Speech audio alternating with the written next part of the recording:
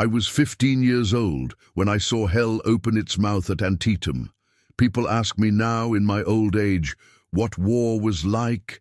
They expect grand tales of glory and honor. But when I close my eyes, all I see is the corn. That damned cornfield, taller than a man, swaying in the September breeze before it turned red with blood. I'm 93 years old now, and my hands shake when I hold my coffee cup, but they shook worse that morning in 1862 when I loaded my first musket and heard the rebel yell pierce through the dawn. My name is Thomas Whitmore, and I was just a farm boy from Pennsylvania when I lied about my age to join the Union Army. I told the recruiting sergeant I was 18. He looked at my smooth face, my skinny arms, and he knew. But they needed bodies. They always needed more bodies. So he wrote down 18, and I became a soldier. My mother cried for 3 days straight. My father said nothing, just gripped my shoulder once, hard, before I left. I thought I was going to save the nation. I thought I'd come home a hero. If you're listening to this story, I need you to do something for me. Subscribe to this channel. Share it with someone who needs to hear what war really costs. Click that hype button, because these stories, these memories of old men like me, they matter. We're disappearing one by one, and soon there'll be no one left who remembers the truth. Help keep these voices alive. The march to Sharpsburg took weeks. My feet blistered inside my new boots, then the blisters popped and bled, then they hardened into calluses. We sang songs at first, John Brown's Body and Battle Cry of Freedom. But as we got closer to Maryland, the singing stopped.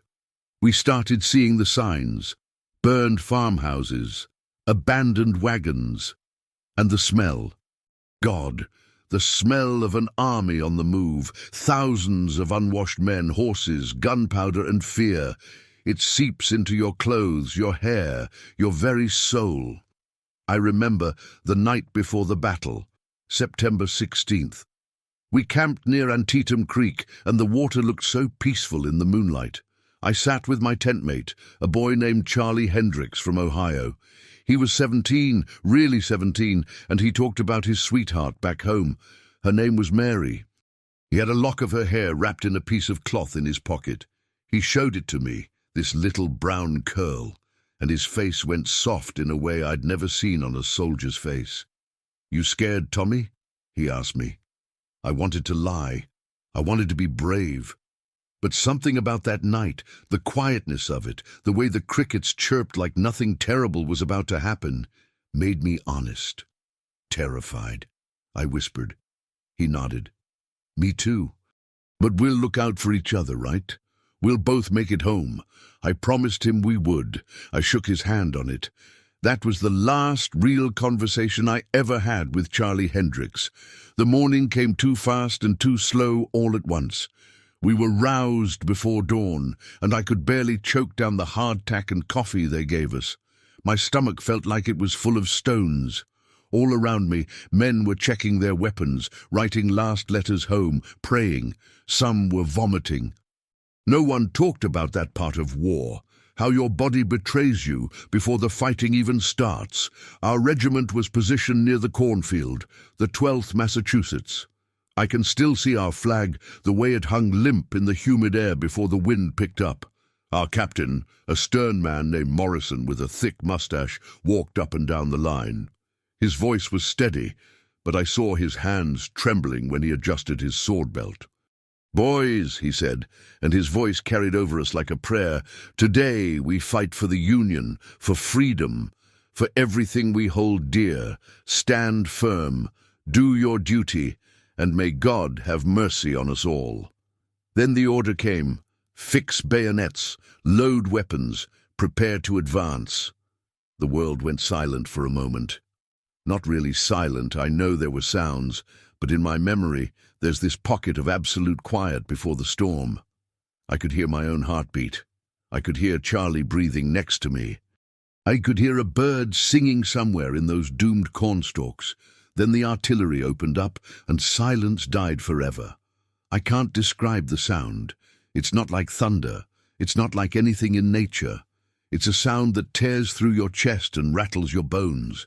and makes your ears ring for days afterward. The shells screamed overhead, and I watched them arc through the sky like falling stars before they exploded in the Confederate lines across the field.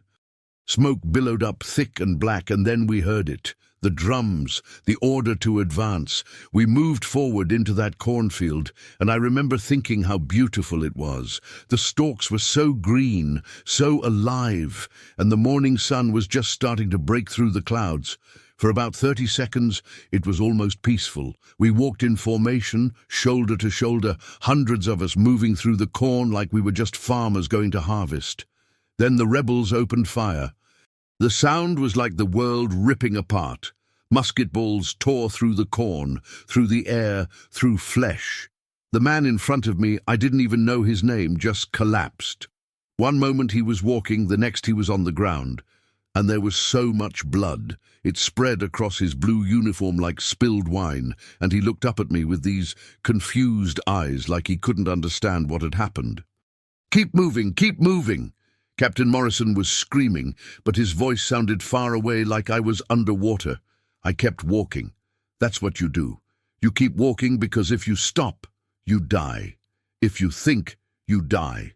So you just move forward like a machine, loading and firing, and you don't look at the faces of the men falling around you.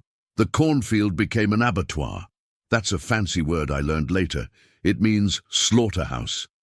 We pushed forward, the rebels pushed back, we pushed again.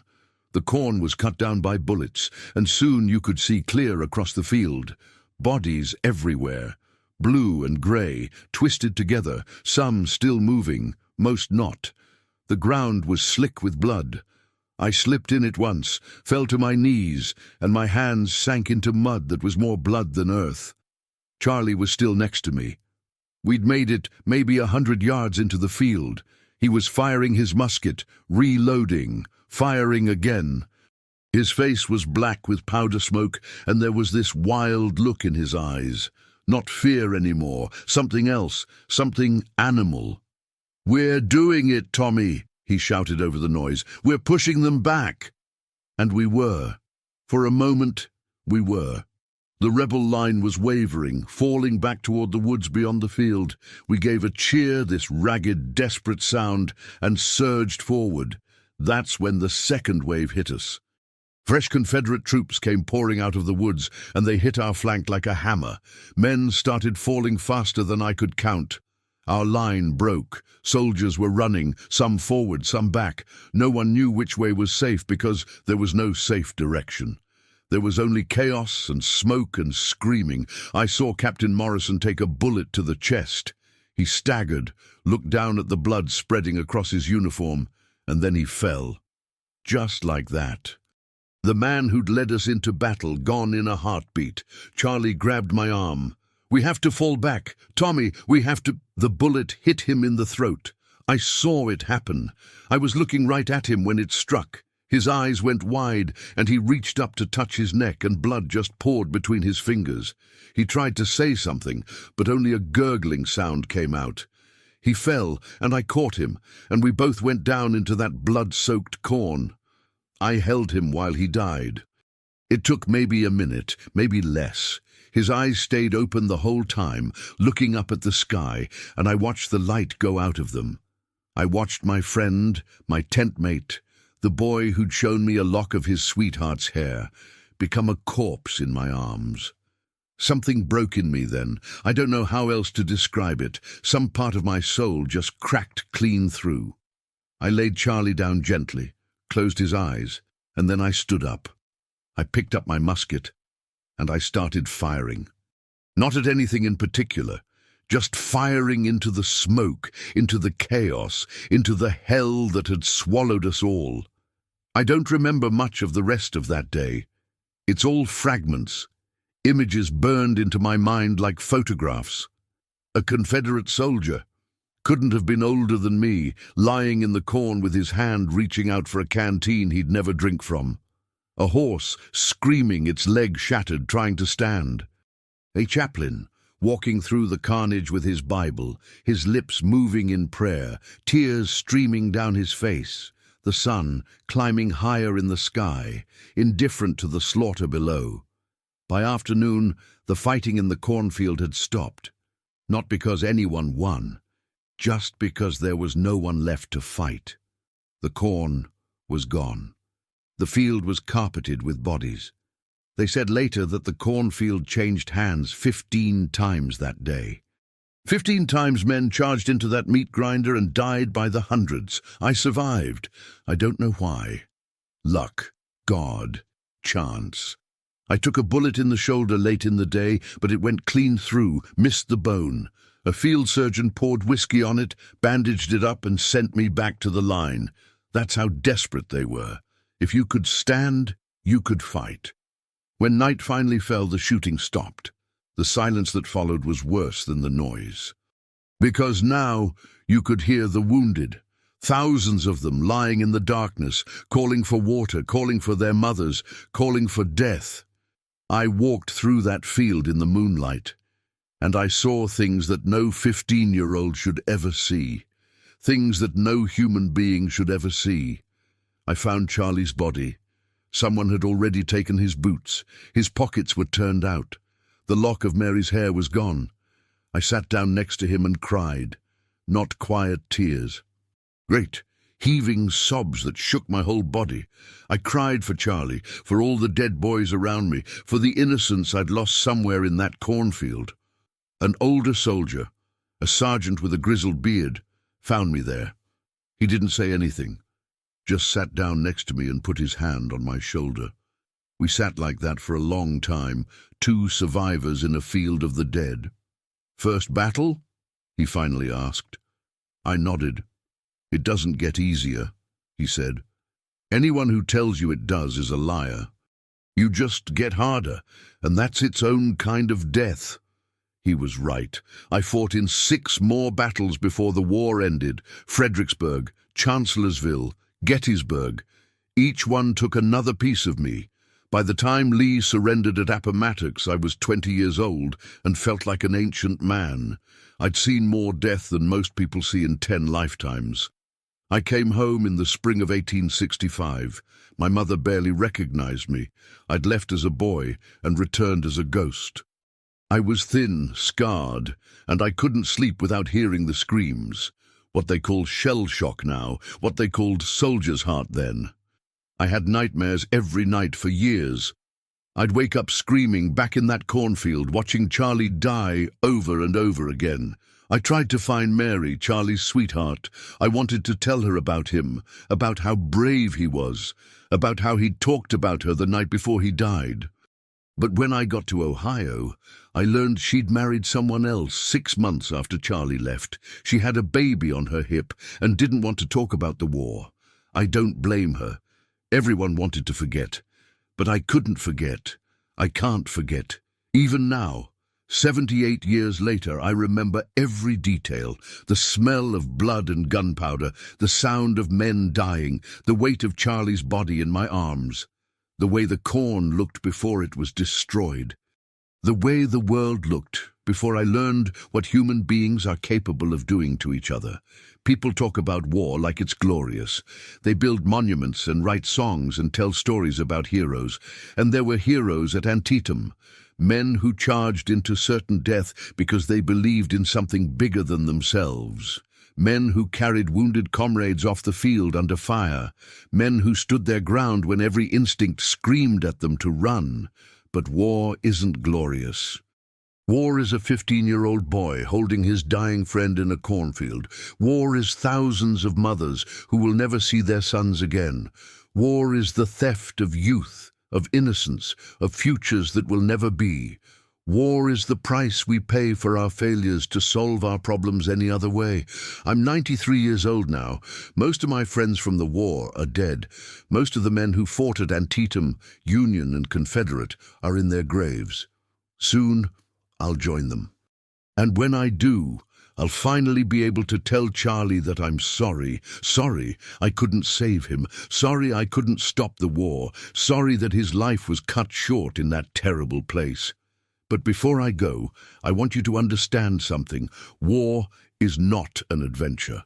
It's not a game. It's not something to rush into with flags waving and bands playing. Every war, no matter how just the cause, is a tragedy. Every soldier who dies is someone's son, someone's brother, someone's friend. Every battlefield is sacred ground, soaked with the blood of boys who should have lived to be old men. I saw hell at Antietam. I saw what we're capable of when we forget our humanity, and I've spent the rest of my life trying to remember the humanity we lost in that cornfield. So when you think about war, don't think about glory. Think about Charlie Hendricks, 17 years old, with a lock of his sweetheart's hair in his pocket, dying in my arms in a cornfield in Maryland. Think about the thousands like him, on both sides, who never got to go home. Think about the cost, and then ask yourself, is there any cause worth that price? Is there any dispute that can't be solved without sending boys into the corn to die? I don't have the answer. I'm just an old man with memories that won't let me rest. But I hope, I pray, that future generations will be wiser than we were, that they'll find a way to settle their differences without feeding their children to the guns. That's my story. That's what I saw at Antietam. And if it leaves you without words, good. Sometimes silence is the only appropriate response to such horror. Would you have had the courage to walk into that cornfield knowing what waited there? Or would you have run? Tell me in the comments. And remember, these stories matter. Share them. Let them be a warning to those who come after us. The corn grows in that field again now. Every September, it sways in the breeze, green and alive. But I know what's underneath. I know what that soil is made of. And I'll never forget the boys in the corn.